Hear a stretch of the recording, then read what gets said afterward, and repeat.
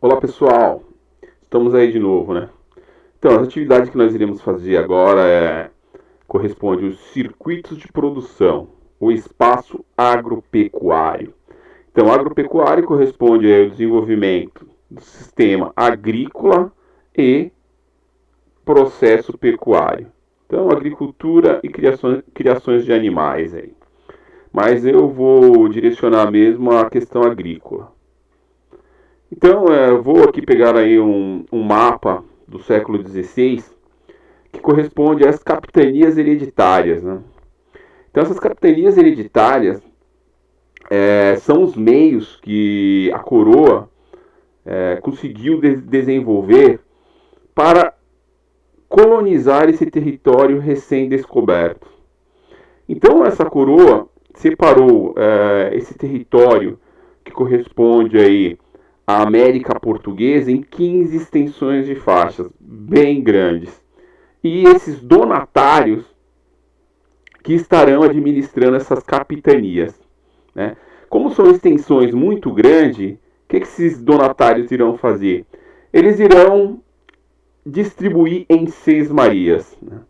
Seis-Marias é uma lei aí do século XIV de Portugal que fazia com que essas terras produzissem, né, alimentos para ser comercializado aí no processo interno português. Então, essa política de Seis Marias de Portugal, eles vão introduzir aqui no território brasileiro. Então, é possível a gente ver que até o exato momento, essas terras, elas são doadas, né? Então, existe um processo de concessão dessas terras para a produção aí de itens agrícolas para suprir a necessidade da metrópole. Portanto, logo fica claro que quem é amigo do rei vai se beneficiar aí desses lotes que serão doados. E quem é que vai legitimar essas concessões? É a igreja, né? A igreja vai ser aí o braço que vai legitimar essas concessões, vai registrar essas concessões, né? E estará aí à frente disso tudo. Então, esse processo de Seis Marias, né, vai até o fim da colônia, né? Quando termina a colônia, vem aí a independência do Brasil, o Brasil se torna império. Então, esse processo de doações de terra já não estará acontecendo mais. Portanto, fica um grande período, né? Por exemplo, século XVI ao século XIX, as pessoas que estão tendo terra aqui no território são terras doadas, né? Ah, mas aí a Sesmaria não conseguiu produzir o que realmente teria que produzir. Aí devolvia para o donatário, né? Mas percebe que essa questão da terra era processo de doação, não havia um processo econômico nela, não havia compras e venda nesse período, né? Mas sim um processo que o donatário doava, né, uma parte lá, e logo quem estava lá administrando teria que produzir, porque essa era a finalidade, né? Produzir. Ah, mas se não estava produzindo, devolvia para o donatário. Ok? Então, é importante também a gente entender como que era a relação social, né? Quem é que era beneficiado? Amigos do rei, né? Mas e aí? E esse escravo que chega aí no século XVI, ele tinha acesso? Não, ele não tinha acesso, né? Ele não era amigo do rei, ele era escravo. Ele não era considerado nem cidadão, né? Então ele não tinha acesso a essas terras. Então essa concentração de terra ficou muito visível na formação territorial brasileira, que não desenvolveu. Tanto aí entra na questão lá das ilhas.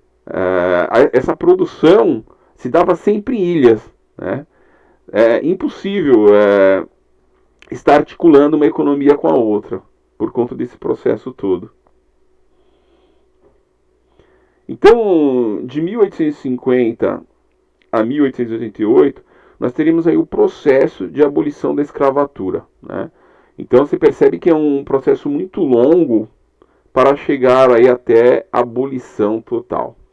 Então, em 1850, ali o Eusébio de Queiroz fala que não pode ter mais tráficos negreiros aqui. Mas só que o tráfico negreiro era o que enriquecia, né? É o que enriquecia essas pessoas que estavam comercializando escravos, enriquecia a coroa, né? Portanto, era algo muito lucrativo. Com essa lei, Eusébio de Queiroz, influenciada pelos ingleses, muitos aqui vão perder por conta disso. Então, algo que até então não era valorizado, que era a terra, a partir daqui vai ser negociada de uma outra forma, né? Eles vão repensar tudo isso. Então, esse processo aqui de influências externas vai introduzir aí uma nova lei, que é a Lei de Terras de 1850. Então, essa Lei de Terra de 1850 vai fazer com que essa terra agora, que até então, do século XVI até 1822, era um processo de concessão, era uma terra doada, a partir daqui ela vai ser comercializada, né? Então ela vai ser vendida. E, por exemplo, o Estado vai fazer grandes doações às companhias que procurava levar a ideia de Brasil para atrair imigrantes para cá.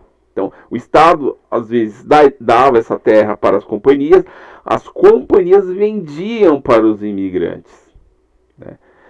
Mas tudo isso para dificultar mesmo a aquisição de terra pelos escravos, né? Como eu havia dito no slide anterior, de 1850 até 1888 é o processo de abolição. Então, muitos escravos, nesse período, já começam a ter a sua carta. Mas, ao mesmo tempo que você tem aí essa lei de terra, vai dificultando esse escravo ter acesso a essa terra. Então, se a gente pega de 1888 para cá, essas tensões sociais sempre ficaram latentes, né? Porque o Estado deu a liberdade aí ao escravo, mas em nenhum momento deu terra, deu subsídio, deu infraestrutura. Então essas tensões sociais sempre foi clara aqui no território brasileiro, né? Porque essa desigualdade social é histórica também. Então as ligas camponesas que vão surgir lá na região nordeste, elas vão brigar muito para que haja reforma agrária, né? E, por exemplo, no governo de João Goulart, ele dará uma atenção a mais referente às reformas agrárias, né? Então, diante disso tudo, muitos estão se organizando para pressionar o governo. Só que, em 64 também tem um golpe militar, né? Então, esse golpe militar vai mudar totalmente aí a ideia do que estava acontecendo no governo anterior. Então, os militares no poder vão perceber que essas tensões sociais que estão ocorrendo nesse período é prejudicial. Então eles vão criar o que? O Estatuto da Terra, né? Vão criar a ideia de fazer reforma agrária, vão criar a ideia de fazer aí investimento na agricultura, vão criar N ideias para reduzir essas tensões sociais. Porém, na prática, não foi cumprido, né? Reforma agrária, se a gente pegar até hoje mesmo, nunca ocorreu no território brasileiro. Então, foi um período que ficou muito na conversa, nada realmente foi efetivado. Então, quando a gente pega aí no finalzinho já, né, do século XX para o século XXI, muda essa relação agrícola, né?